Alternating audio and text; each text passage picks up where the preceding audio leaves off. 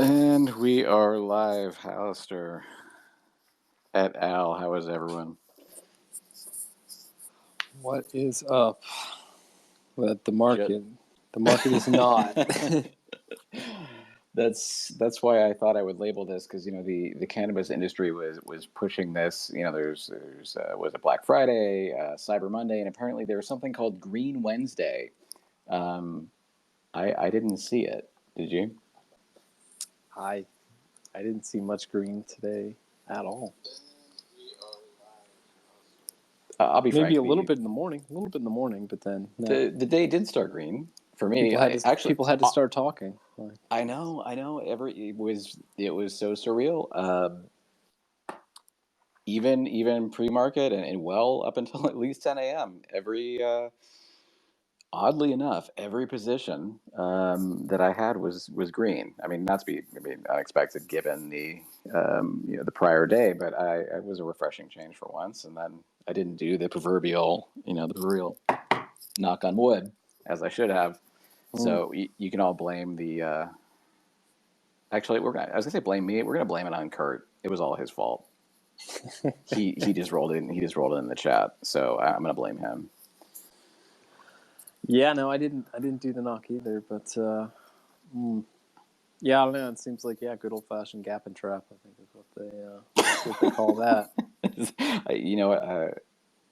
I've been trading for a while, but actually I have not heard that term. So I learn something new every day. Gap and trap. That sounds wrong on so many levels. No, yeah, that's it. No, that's a thing though. Good old JJ VWAP trader. Shout out to him. He's the one that taught me that term. But yeah, they, gap it up and then trap the longs. Yeah, which is pretty much what happened. Well, at least by end of the day for me. For those that are on the Discord server, Lost Porn was posted from yesterday, and I refuse to post any from today. So, those that are on the Bull House Discord, please have at it from yesterday if you haven't already seen it. I'm not posting today's because that's not looking very, very good either. But trying to find reasons to stay positive. I know that for a myriad of reasons. I mean, I wasn't actually, to be frank. I'm not all that phased, despite the. I'm not sure I'm going to call it the apt word is not correction. We're going to say the pullback in stocks, given the. I mean, there's a zillion reasons today, but bond market was up, but I'm not terribly concerned doing the Homer Simpson running around back when he had hair, then found out Marge was pregnant and pulled his hair out and then became bald. I'm not doing that yet. So I didn't liquidate anything despite 2 consecutive days of losses. In fact, if I'm not mistaken, this is the either as bad or it hasn't been this bad since October of 2020 last year when the S&P crashed in October 2020. We haven't had a day like this since then, or rather 2 consecutive days. But there's always hope for Thursday, right, Halister? I mean, so I'm usually the optimistic one. Yeah, well, we hope for something. I mean, I'm the same way though. I mean, honestly, it's one of those. I mean, days like today are the ones where I go back to the old adage. The market's a tool to transfer wealth from the impatient to the patient. Most of the things that I'm in, I mean, to be honest, like if I look around my portfolio, I mean, it's down way more than the SPY. Because a lot of them are more speculative plays or things that I have faith in long term, but are getting beat up by the way the market's reacting here. But yeah, no, I'm not thinking about selling now because I mean, what's the point? It's if you sell now and you do see a swing the other way, or even if like we've been talking about, I mean, I think we've, here at the Bullhouse, I mean, we've been talking for a long time here in terms of, how we may see a broad downturn, and it may not affect some of the favorites around here, as much. I mean, for those guys, I mean, it could be the dip before the rip, but in terms of the broad market, I mean, even if there is a downturn, my plan is to hold through it, because there's just I don't see a reason to take losses. I mean, it's it's just paper right now, right? It's not a loss until you take it. I mean, unless the well, I would say loss. Unless the the tax legislation changes on the unrealized. I think it was unrealized gains. They weren't going to. It wasn't going to apply to any unrealized losses, right? No, that's right. And I mean, I think broadly, I mean, that was for extremely high income or high net worth, individuals. I mean, to me, the concept of taxing unrealized capital gains, like for anybody making less than, I'm going to call it 8 figures, is just absolutely insane. I mean, well, you say that, but I know how you roll. I mean, you basically you pay zero taxes. You pledge your all the your stock and securities as collateral, and you get like this interest-free loan when a promissory note at some date in the next 1,000 years you're going to pay back, and it's not income. That's how you roll, right? Me personally? Yeah, I mean, I've seen the eight nine figures you make. You're Yeah. the next. You're like Elon Jr. Oh, I wish, buddy. I wish. Yeah, no. Yeah, I don't know. I'm not terribly disillusioned. I hopped in a bunch of different spaces earlier, and there were some good ones going on about that weren't completely hyper focused, on like on AMC or GME, and there was some good information out there. Like David had one earlier about like best practices on how to spot shill accounts and bots, and I'm going to say practicing social media good hygiene, which was interesting. But I don't know. Today kind of caught me by surprise. I was going to have some stuff prepared, but I'm just going to leave it open mic, open forum, because there was a lot to take in today. Yeah, no, I hear you on that. I mean, I'm interested to hear, others' thoughts, and yeah, I mean, we can, and an open mic discussion is always a good one. Yeah, to your point, I mean, I wasn't necessarily expecting this, but I mean, I don't. I mean, my unfortunate prediction at this point, which obviously not financial advice or anything, but who knows what we might see, recover over the next couple of days, just to happen again, but just a little bit more. I just feel like the market's very fickle right now. You look at the VIX, and again, I mean, it's my understanding is it's not meant to be an exact current measure, but a gauge of volatility to come. And I mean, it's been really consistently high this past week or so, and so I do think we're definitely in for some chop. I mean, we're in for a ride. Really, one way or another, or one way or the other, rather, when it comes to the market as a whole. So, I mean, the things that I saw up, at the end of the day were mainly consumer defensive. I mean, we had a couple of semis, and then, of course, Apple, which I think we touched on that a little bit last night. I mean, I feel like that just continues to rise because of the just broad popularity of the company in general. That's probably an oversimplification, but I think we're in for some interesting times. Yeah, the pardon me, the apt RC tweet, buckle up. seems more apt than ever. I don't know. I was looking over some figures on the Bloomberg terminal earlier, and overall, we all saw the day, but I found this to be of interest. It looks like BOA's their investment bank side. It looks like their hedge fund clients dumped close to $2 billion of stocks. Not obviously in a week. This goes back a couple of months, but that's a little telling. Yeah, for sure.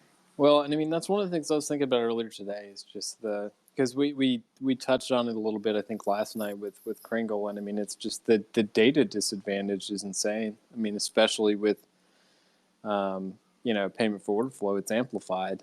In a lot of ways, like retail is forced to show their cards, whereas these funds report 4 times a year.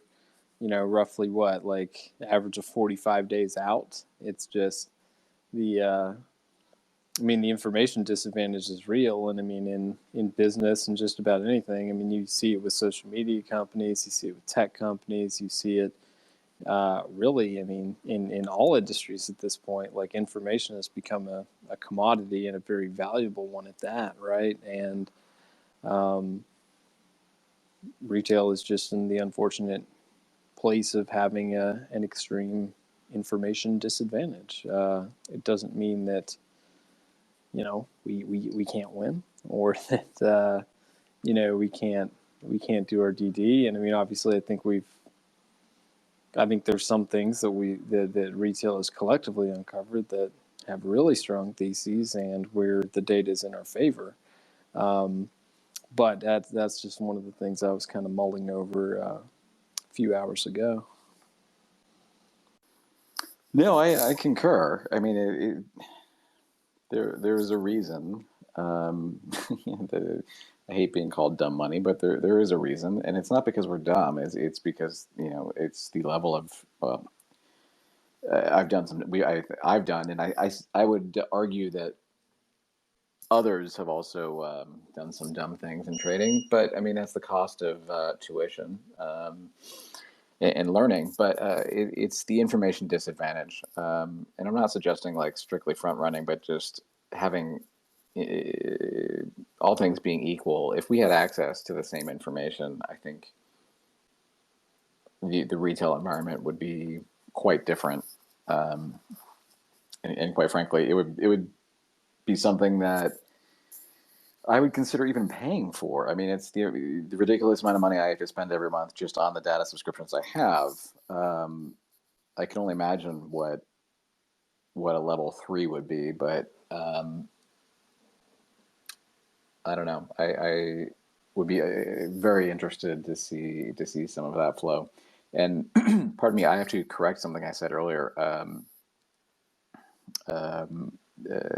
What I had said earlier about the S&P going back circa October 2020. That was from something that came across my Bloomberg terminal this afternoon. It's since been revised to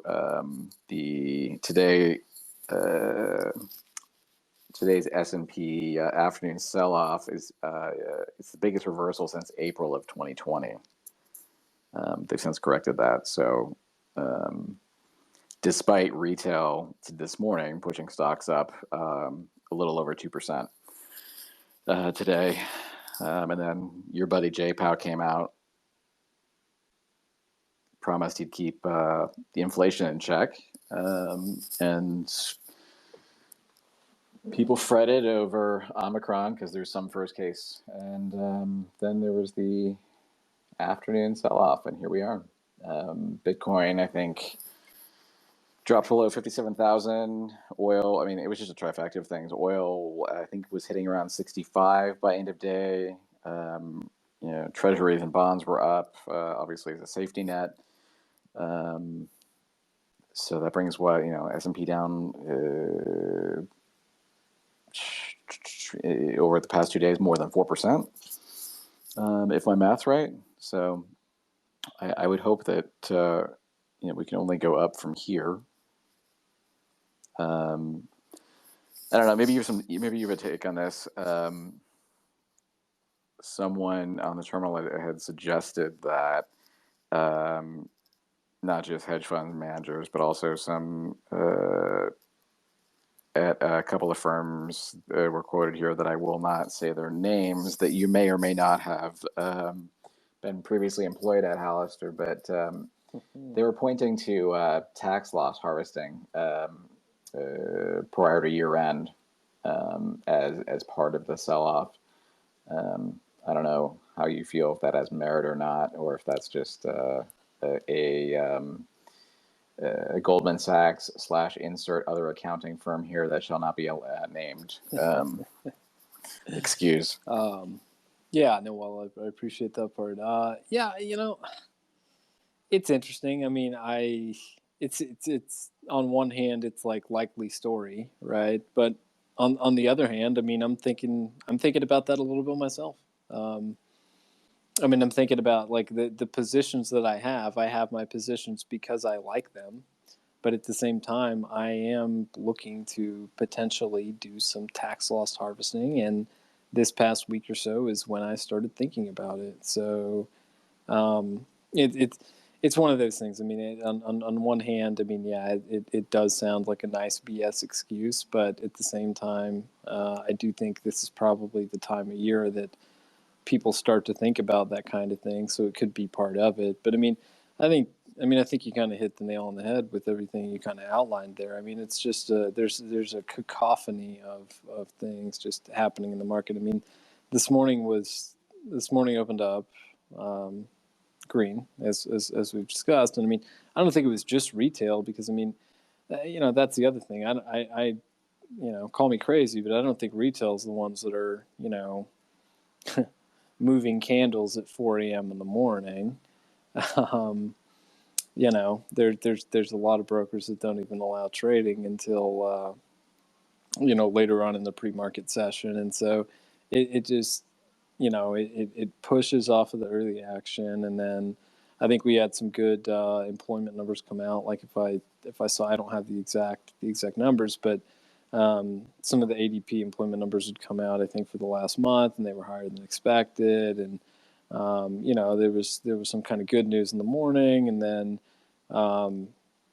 obviously took a turn mid morning, and then in the afternoon. I mean, I feel like just watching my shitty poor version of the terminal, because I don't actually have a Bloomberg like you there, buddy. But I mean, I think Fauci coming out and saying that we don't know if the vaccine is going to be effective against this, after certain things. I mean, I feel like that had an impact on a lot of places. Probably, especially more retail stocks. Although, I mean, I did see something that was interesting in my mind. Is like, I mean, if we talk about AMC, like in particular, I mean, AMC was down like 15% today, and then Cinemark was down like 2%.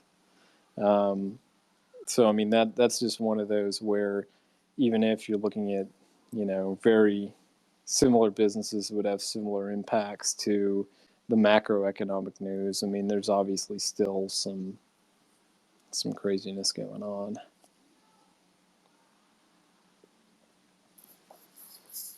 No, I mean, agreed on all counts. Yeah, it looks like, I think it was almost 16% down for AMC. So it's 15.8. GME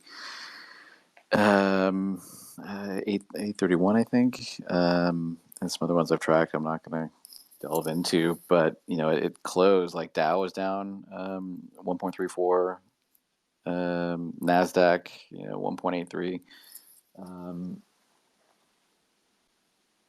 Even small caps ended gave up the 2.5% gains. They ended up lower by a little over 2%.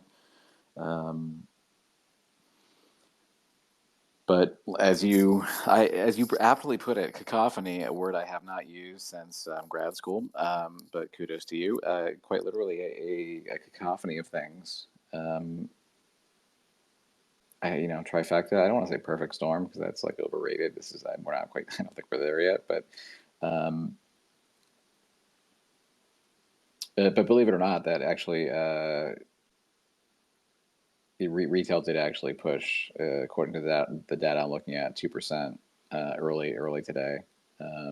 It was not that does not include pre-market. So your candles prior to 9:30, even if retail's involved, this was only the 2% was only during standard trading hours. Is where I derived that from. Got it. That being said, Citadel Air is happy to have be the paid sponsor of Bloomberg, so that's how I have a wonderfully free terminal. No, I'm just kidding. It was either a new car or get a Bloomberg terminal. We didn't run that. That's awesome. We didn't run that, but I've had it for a while. I didn't really advertise it before because people always hit me up for stuff, but. If I'm going to go bankrupt when Kenny's coming after me, I'll have to part with it at some point. So, cat's out of the bag now. No, man, you can't go bankrupt. You got that LLC. No, I know.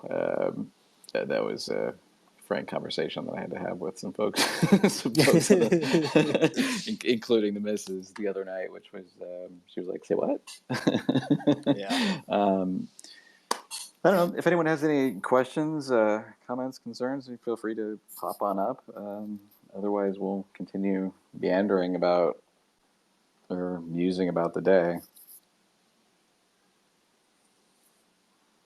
Yeah. No, I mean, we'd really like some questions, interaction. Here we go. Looks like Curtis. You were real quick while we're getting him up here. I mean, yeah, you talked about the small caps, and I mean the Russell's really taken a. We were talking about that. We were chatting about this a couple in the DMs. I think 1 week and a half, 2 weeks ago. About the Russell and how it got up there, and it looked like it was kind of primed for a little bit of a downturn. And lo and behold, I mean, it's R2K's corrected like roughly 10%, which a lot of times is a precursor to a broader market, SPY type correction. So I mean, that's one of the things that I've been looking at and thinking about in kind of assessing the market is, I mean, that, I think Russell hit is it like 242-ish. And if I remember, it's 219 or so today. So almost a 10% correction there. No, it's funny. We were talking about that a couple weeks ago, and I usually on my watch list and screener scanner, I have the inverse ETFs and derivatives, and the R2K is pretty. It's a pretty low entry price point, and I trade. That's an intraday trade for me, but I would have seeing in retrospect being down 10%. I would have liked to have hedged against some of this. I probably, if I had more time on my hands and was paying more attention and didn't actually have to also work a day job, albeit remotely mostly, that would have been a smart play. But yeah, right there with you on all of those points. Not my recommendation that people dabble in inverse ETFs or such derivative products unless you have a high risk tolerance or completely understand and have done research and understand what you're getting into. I've seen that go poorly for a few folks back in my Wall Street bet days before it became like overrun by 10 million people. But Kurt, you're up here, right? What's going on? Hey, what's going on, guys? It's nice to actually be up here with you guys for once. So yeah, I Right also on. got, It's nice to have you, and I'm sure you're enjoying the lovely weather down there, and I'm freezing my ass off up here. So, I am shivering down in Florida. Uh, it's pretty cold for me. so it's like what, 56 degrees? Yeah, pretty much exactly. It's 59. Okay, it's 26 outside right now, like Well, for well, me, so I don't want to hear it.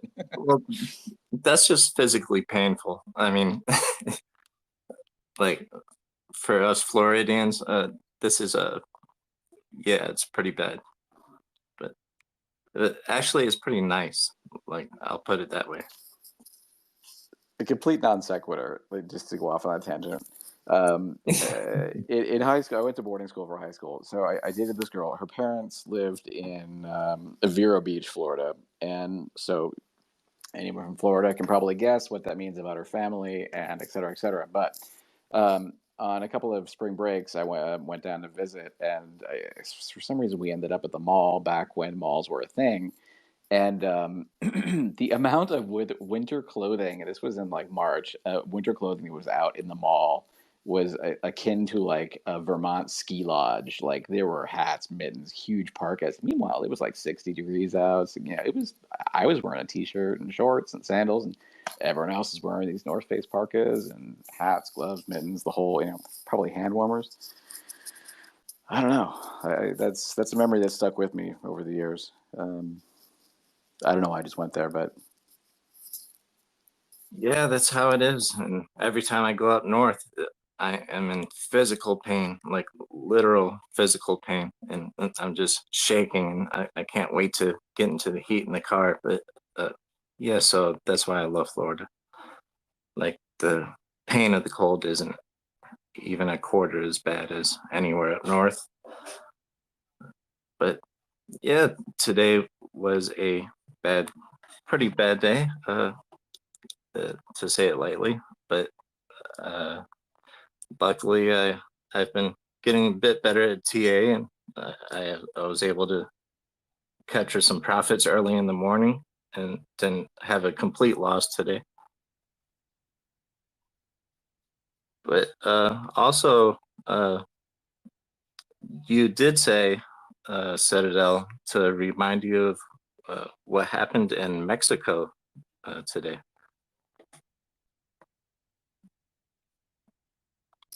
oh, touche. I mean, as in normal fashion, unless I write it down, I will forget. My oral recall, like things that I hear, is non-existent. If I see it, I remember it forever. But I thank you. I thank you for bringing that up. If people actually want to hear that story, I'm happy to tell it. I don't know. We throw some hundreds or something up. I don't know. Just it's an embarrassing story of me being held and detained at gunpoint in Mexico while trying to enter Mexico, not exit.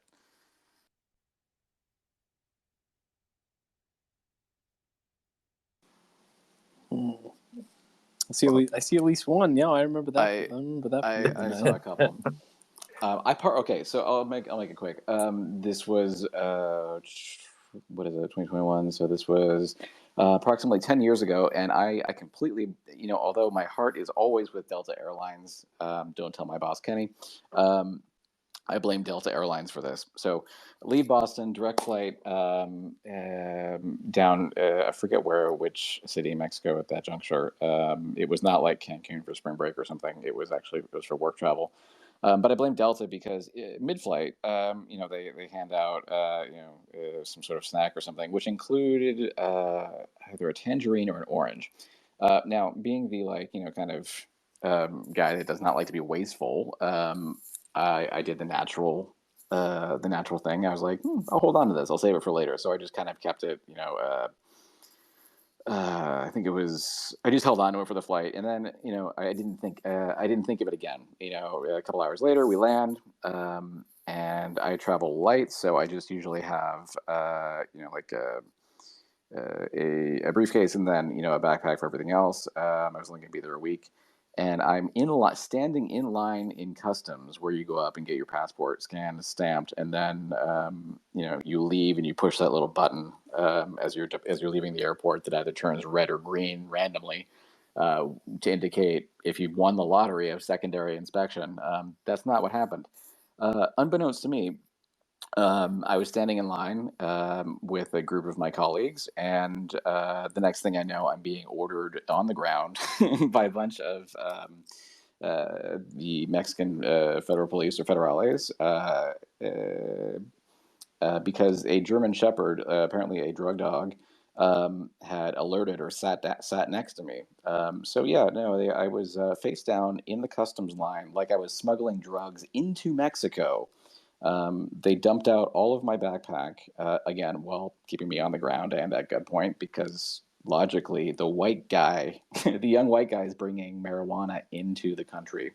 And once they realized that there was an orange in there and the dog somehow alerted on the orange, they kindly disposed of the orange, didn't apologize, and then put me back in line to get my passport stamped. So they thought I was bringing weed into Mexico. The irony is not lost on me. Oh man. Oh, and to just to solidify exactly the colleagues and friends of mine, when I was able to finally stand up and like not in fear for my life, they were nowhere to be seen. Some of them have already cleared customs. Others had like scattered to other lines. I mean, there was no one that I knew was anywhere in the terminal at that point. They were outside, and actually shockingly surprised that I was outside. So I have really great friends and coworkers back then. It was I could feel the love that day. Gosh, lovely place, I hear. Yeah. Well, I'm glad I haven't seen them hand out oranges lately. Maybe that's a good thing, because I mean, I can't tell you. I mean, I probably have some goldfish and some of those like Biscoff cookies in my briefcase right now, because I do the same thing. They bring the little snacks around. I'm like, yeah, I don't want this right now, but we'll just save it. Yeah, I don't. They didn't care about the Biscoff cookies because I I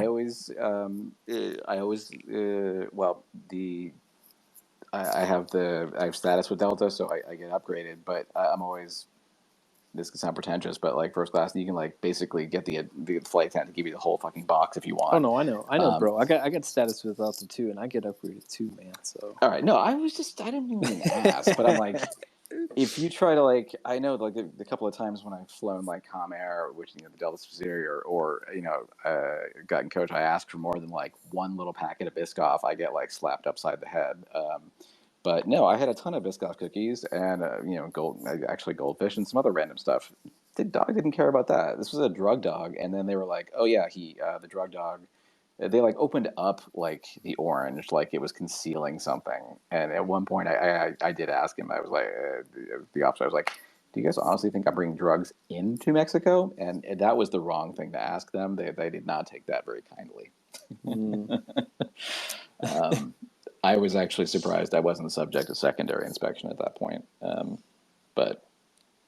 It was half work trip, half have to surprise my parents because they were down there on a wedding anniversary, and I was had just gotten back from being in Asia for a ridiculous amount of time, and I was gonna like surprise join them, and my delay at the airport almost made that surprise not happen. But in any event, that was the story, Kurt.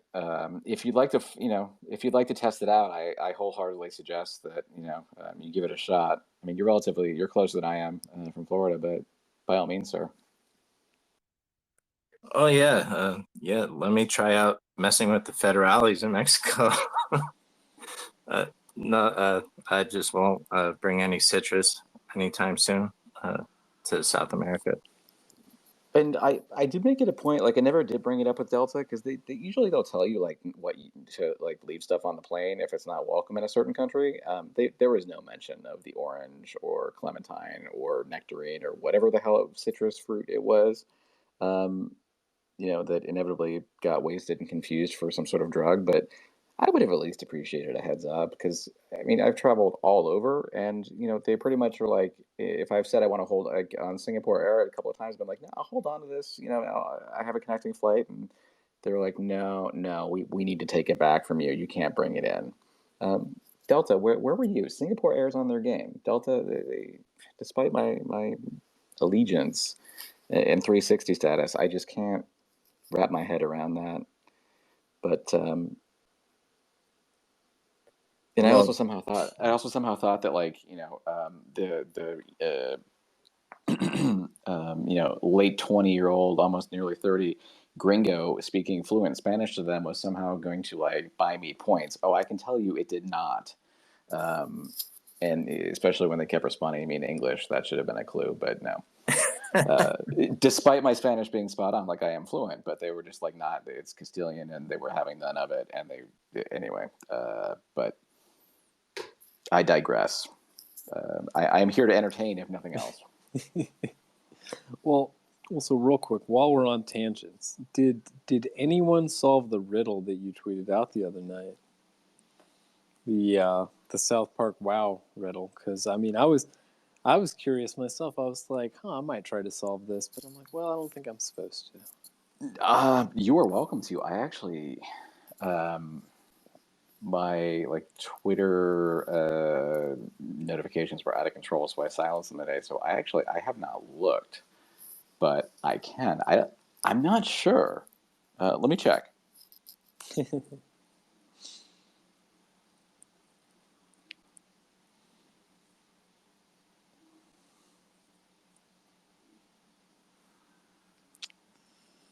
Oh man, sounds like Skinto had a similar experience.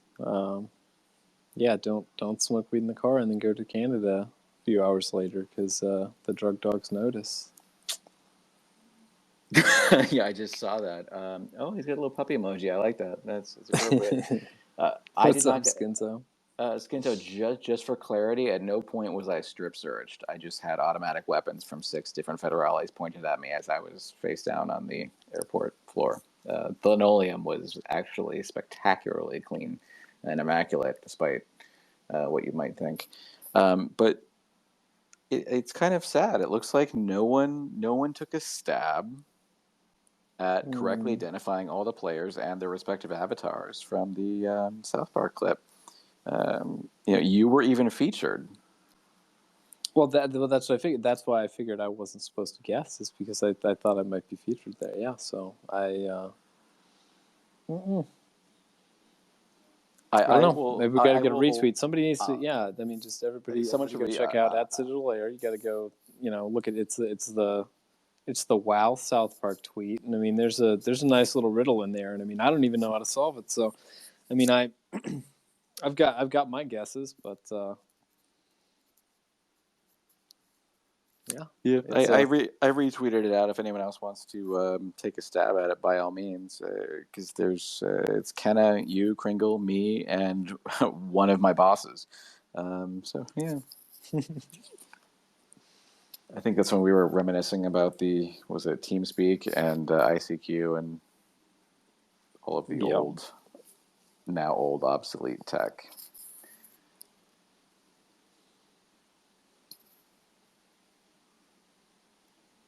Well, Skinto, I'm not sure.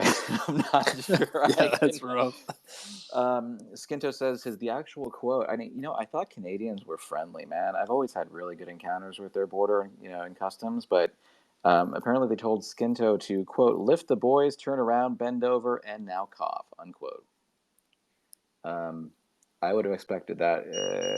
I would have expected that in Mexico, not from our friends up north, but. You, sir, are a better man than I.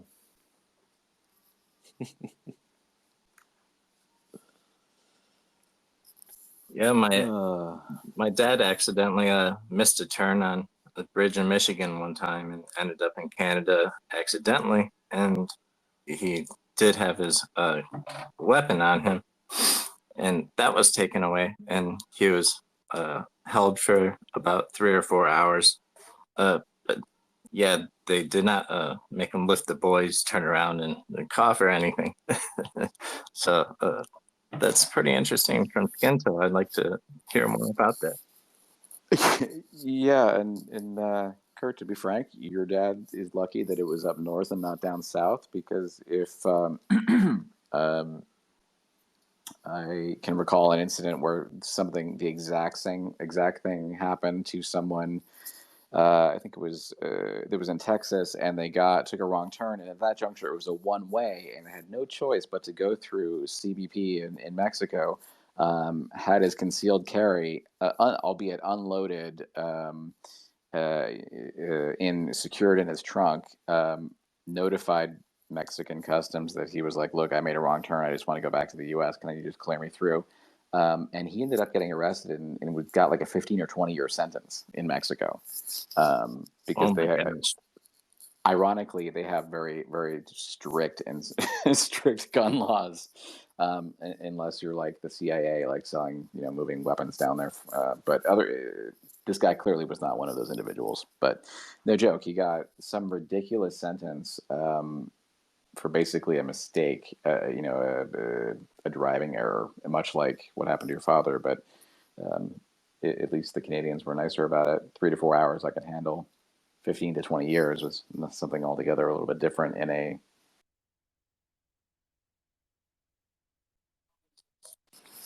Yeah, it's a little bit different.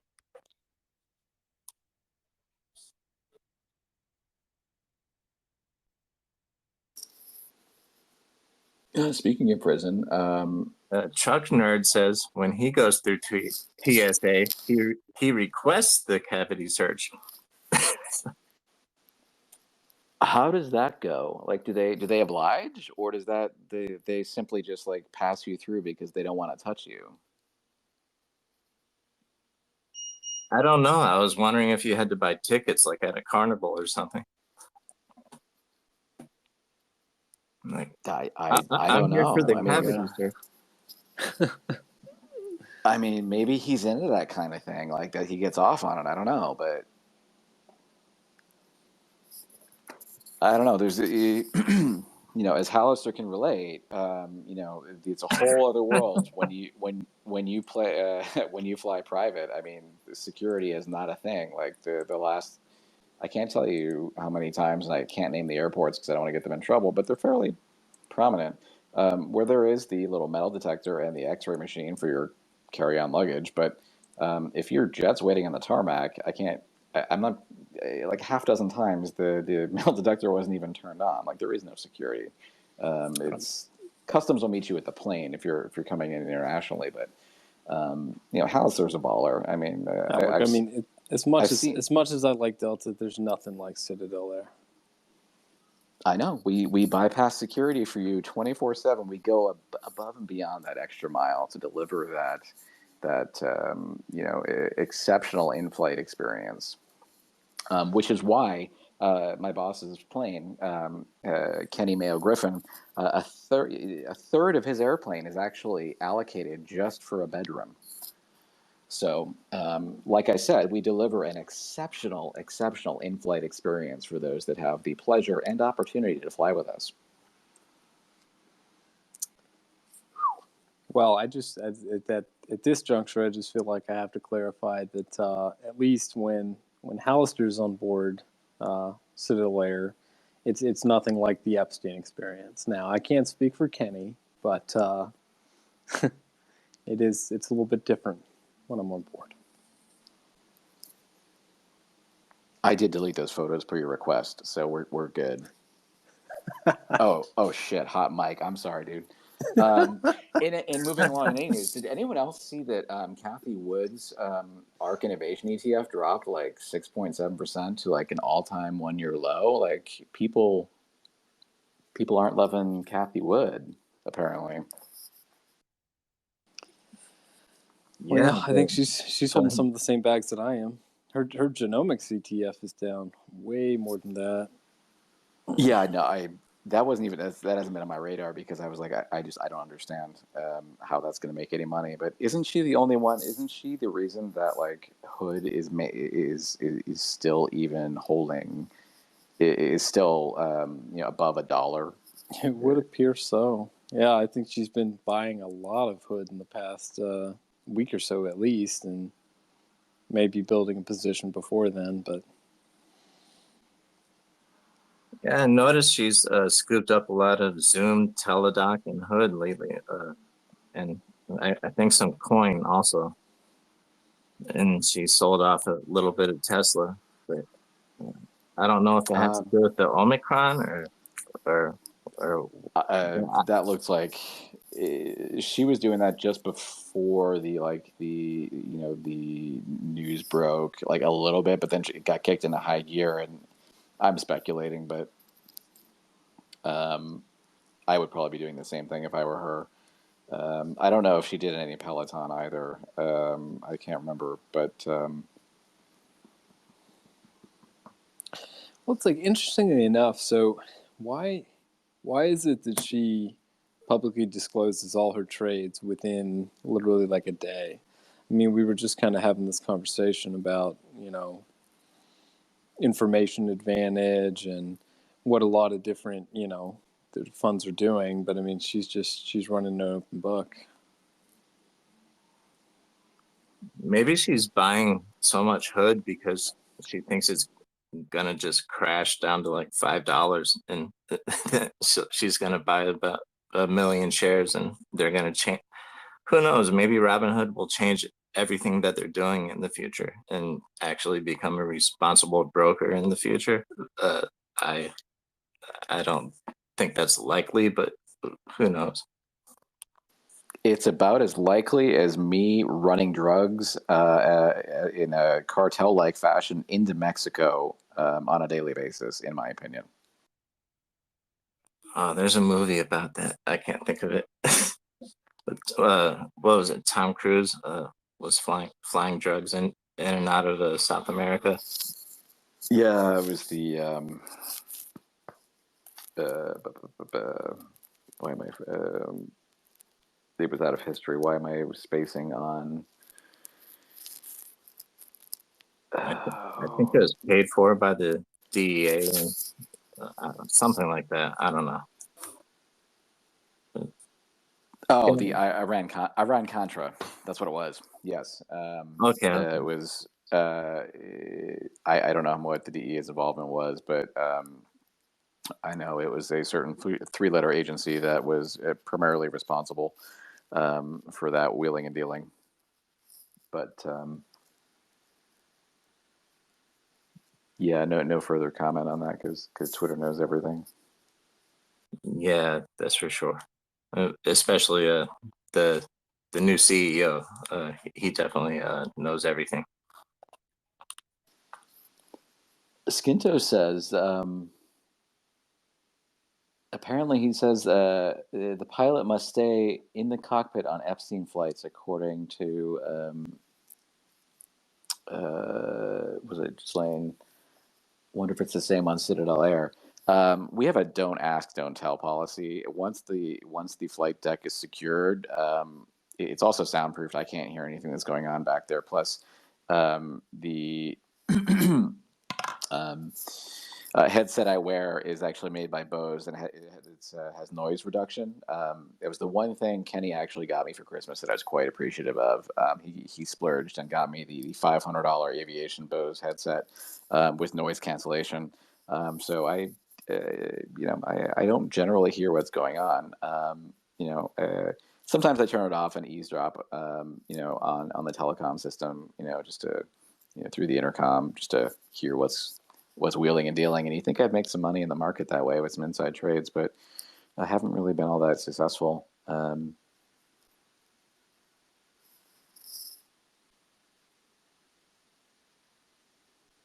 But no, it's a flight desk is secured. And I mean, there's been a couple of times when I've been in the lab for like 6 hours. Well, we've been in a holding pattern just because I really didn't want to land because he's being a douche.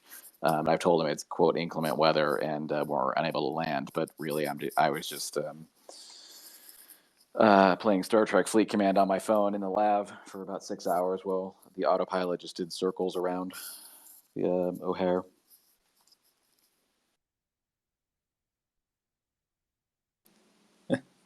So that's why it took so long.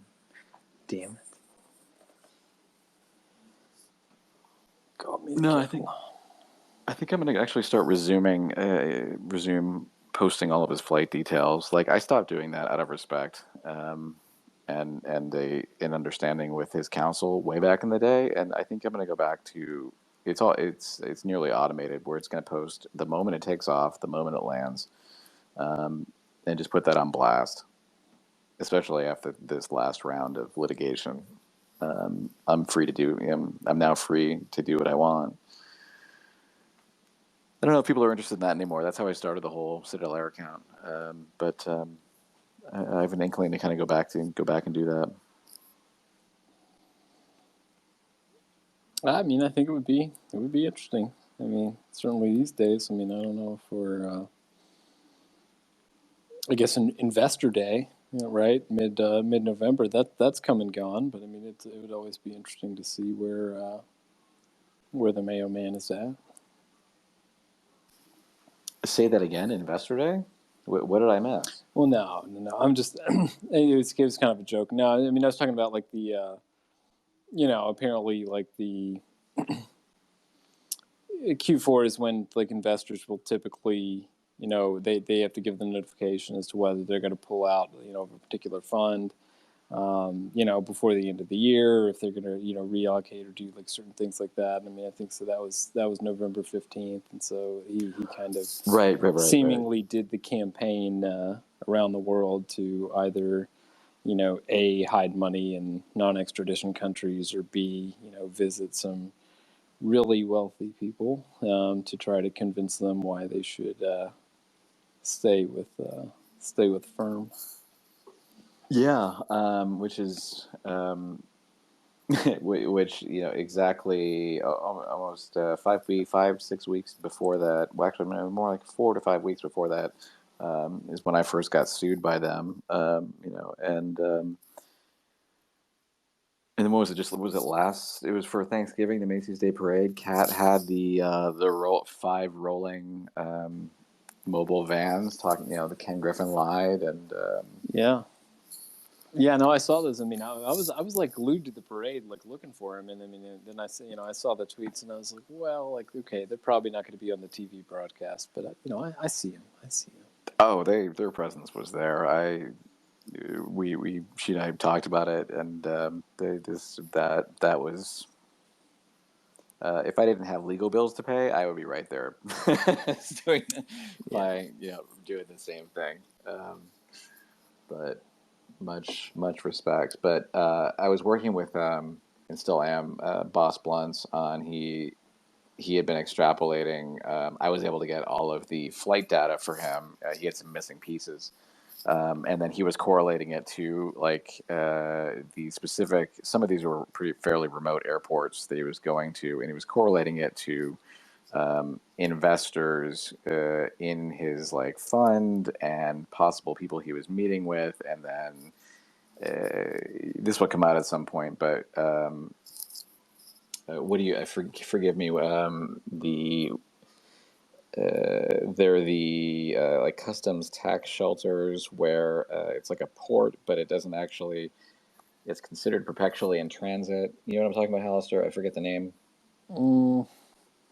Yeah, I don't know the name. I know what you're talking about. I don't know the name. The gist of it is you don't have to pay your customs or import tax because it's a what do you call it? The name I was just reading on this too. It's not like offshore tax shelter, but like. But it's not offshore. It's like. Yeah,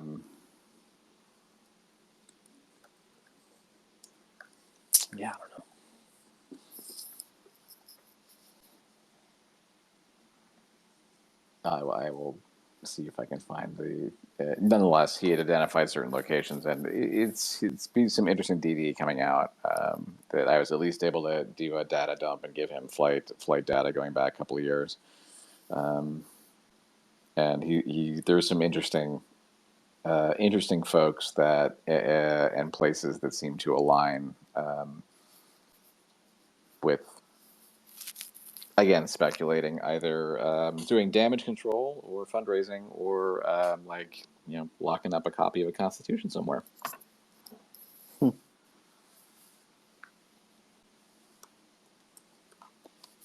Truck Nerd asked me if I have a personal aircraft. Kurt answered for me, so and Skinto wants me to get a big enough drone that requires a pilot's license. Well, I think you do need to be licensed. You need a drone operation, a license to operate a drone now. But I have never operated a drone, so well, that's technically not true. I did a couple times, but not the FAA does not know that. And he wants me to change my name to CitadelAir. So noted. Well, it could be. We were talking about that the other night. I mean, that might. I mean, we all hope not, but I mean, that could be the next logical step. Yeah, no, because there's no Citadel technically in it, so. But yeah, I'd be willing to change it. Unfortunately, I'd have to start over on Twitter, but with a new account, because they would actually take ownership of this one, which would be kind of weird. But yeah.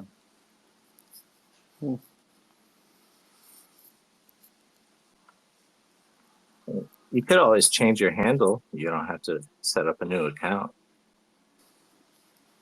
No, they were seeking all intellectual property related to Citadel, the CitadelAir trademark, which is inclusive of domain, trademark, the Twitter, any website kind of. So yeah, the list was very lengthy and very detailed. So like, if I didn't contest it, my registrar would hand over the domain name. Twitter would get an order to hand over the account. Yada yada, so on and so forth. So, and I assume it would just disappear. I can't imagine that they would actually use it to do like anything, but it would be kind of cool if they did. It would, but dang, that sucks that they're doing all this to you, man.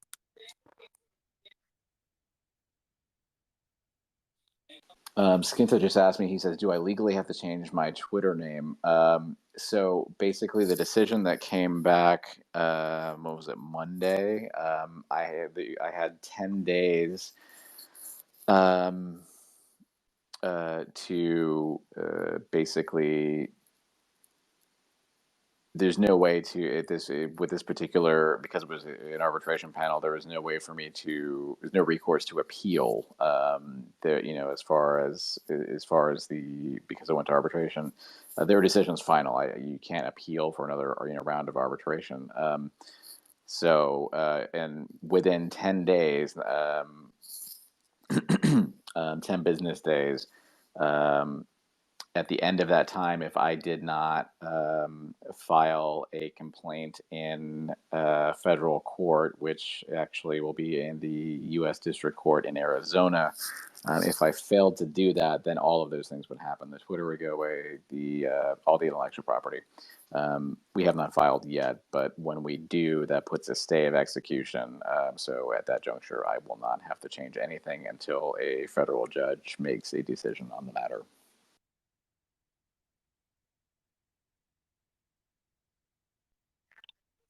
Well, at least arbitration is better than a civil or there wouldn't be, they couldn't do a criminal trial out of this, or a criminal dispute. No, Kurt, not criminal. It went to the reason for arbitration was to in place. Like if you look at like your cell phone agreement and also your contracts and your bank statement and your agreements with them, so on and so forth, it basically says you can't sue them. You have to agree to third party arbitration first, and so it takes a burden off the court system. And in this instance, we agreed to go this route because it's less expensive, and usually arbitration, that it consists of a panel of 3 people. Usually it's fair. In this case, there was a lot of irregularities, and speculated a compromised panel, 2 out of 3 possibly.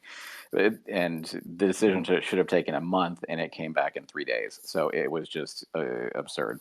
But it will still be civil. Instead of before it was Citadel LLC suing me, and technically they won through the arbitration. At this juncture, moving forward, I am now suing Citadel, its other 5 entities, and Kenny. CitadelAir is suing them to stop them from taking my intellectual property in federal court. That will be filed sometime next week. So it's a little bit different. It's civil, but not criminal, obviously. But I flipped the script, and I don't think they're expecting that. I like it. Best of luck to you, man. Much appreciated. And unlike Chad, my attorney is not Wes Christian, and then there is no GoFundMe. Just for full transparency. Oh shit. Yeah, that's a throwback. Ooh. It's a throwback. Not too far though. It's not too far. Really? It's a throwback because the panel actually believed that I was running an airline and that I was somehow monetizing, that CitadelAir was somehow making money, even though I signed an affidavit saying like I have not received a penny. Like anything that goes to the Bullhouse goes to the Bullhouse, doesn't go to me. I haven't received. I don't monetize my YouTube or other social media. My OnlyFans is actually free, and like Halister, I know he's on there like 23 hours a day. He can vouch and say my OnlyFans page is free. So Oh, it's free, but it's so worth it, dude. Oh my god. Well, it's free, but the pictures might cost about $20 or something like that. It's free, but it'll cost you $20,000 of therapy. I'm fairly confident. Oh man. It looks like it's 11 o'clock, and barring any like breaking questions, news, comments, concerns, I might call that a night. I will be putting out a Good Vibes video in the morning pre-market, so on Twitter. So stay tuned for that. And I retweeted the riddle per Kurt and/or Halister's request. All right. Look forward to both. Let's see. I don't think Sounds there's anything good to else me. lingering out there. Questions, comments, concerns? Anybody else? I mean, unless anyone wants to say hi to like Mrs. CitadelAir, she just walked in the room. Ooh. That would be interesting. I don't know. I don't think we've. Yeah, she probably ran away on that after that comment. But she's been here the entire time when I was talking about my OnlyFans page and being free and then requiring $20,000 of therapy. And I'm getting. She knows my twisted humor. I think you just got yourself in trouble there, bud. No, I'd get myself in trouble if I started answering Skinto's further questions, because it's what his wife's boyfriend has very specific taste. And for Freshmaker, I wonder if all the NFT marketplace and crypto stuff was part of RC's plan before he began the takeover GME. If yes, I'm really impressed. I would only be able to speculate. I mean, the man has a plan. We all saw what the entrepreneurial success he had with Chewy. You've seen how he clearly had a plan going into GME. He tore up the boardroom, stole a bunch of people from Amazon. I can't remember if there's Google or not, but basically, giant tech companies to roll out.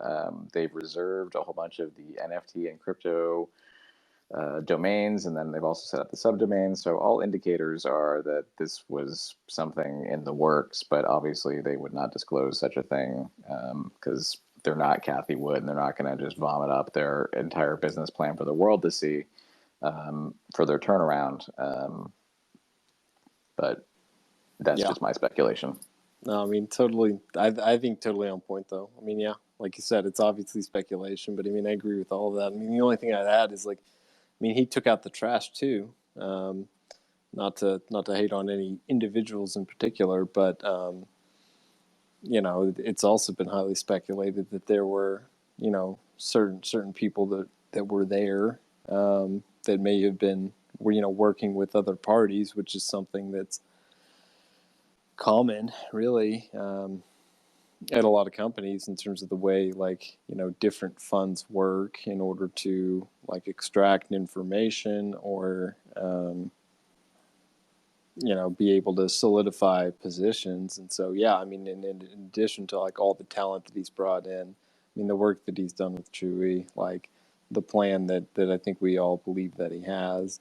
I mean, there's also been some churn in a lot of places that may have been, disposing of some.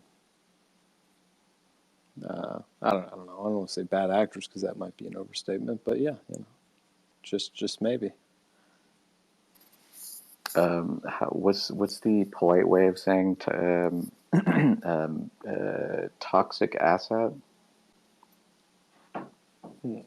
What is it? Forgive me. What's the CPA speak for basically an asset that's really like a dumpster fire? Should be classified as a liability, but it's not. I don't know. What underwater? In any event, you write it off. You take a reserve. I'm not trying to get technical, but it was the way the term toxic asset is coming to mind. But in any event, I don't know where that came from, but I'm not. I just feel like that's whenever you say that reminds me of the classic trivia name for any accountant, which is tax that asset. I was wondering if you were going to go there or not, but I didn't want my inner nerd to come out. Apparently, it just did. So that sounds like a good song title. Tax that asset. Oh, a bunch of 40-year-old white CPA dudes have done a parody rap video, and it's got to be on YouTube somewhere. And I'm pretty sure that Halister's in one of them. So that will be the next Bullhouse scavenger hunt. Oh man. All right. Well, on that note, no feet picks for Skinto. I'm good. I think I'm gonna call it a night and look for I'm gonna push a video out. It's already on queued up for 9 a.m. 9 a.m. tomorrow for some positive vibes after the last couple of days. Yep, sounds good. So I think tomorrow we got Nifty Ape Nation on the Bullhouse. So yes, sir. Same time. Be here to check that out. And then I believe, I don't want to overcommit to it, but I do think Kenna will be dropping the magazine tomorrow or maybe Friday, but I don't know. Follow the Twitter. I'm sure she'll make an announcement. Should be coming soon. Indeed, and the following issue, not the one that's dropping now. I know the following issue is going to be free.